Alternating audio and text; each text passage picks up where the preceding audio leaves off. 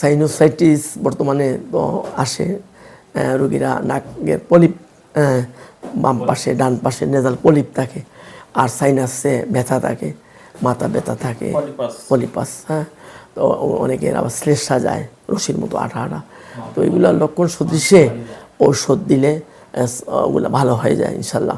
স্ক্রুফুরা ধাতু যাদের অল্পতে ঠান্ডা লাগে যায় তাদের জন্য, যারা যারা টিউবারকুলার পেশেন্ট, খারাপ জিনিস খেতে চায়, হ্যাঁ, ঠান্ডা পানি খাওয়ার জন্য আগ্রহ থাকে, ফ্রিজের পানি টানি, তো ওই সব রোগীদেরকে লক্ষণ সদৃশ্যে ওষুধ দিলে ধীরে ধীরে নাকের পলিপ যায়, মাথা ব্যথা যায়, নাক দিয়া শ্লেষা পড়া যায়, তার প্রবলেম থাকে না ইনশাল্লাহ, অপারেশন লাগবে না।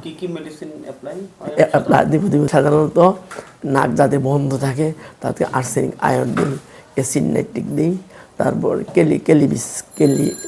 কেলিবাইক্রমিকাম দিই, সেঙ্গুনিনাইট্রিকাম দিই, আর লেমনা মাইনর ইউজ করি অনেক সময়। নাক একটা বন্ধ থাকে একটা খোলাতে থাকে, এটাতেও আমি দেই। এটা হলো লেক্কিনিনাম। হ্যাঁ, ওগুলা অনেকে ডোজ আকারে দেই, সূক্ষ্মভাবে দেই। তারপরে রোগীদের আবার কালেকশন করি, লক্ষণ সেকেন্ড টাইম থার্ড টাইম ইনশাল্লাহ ভালো হয়।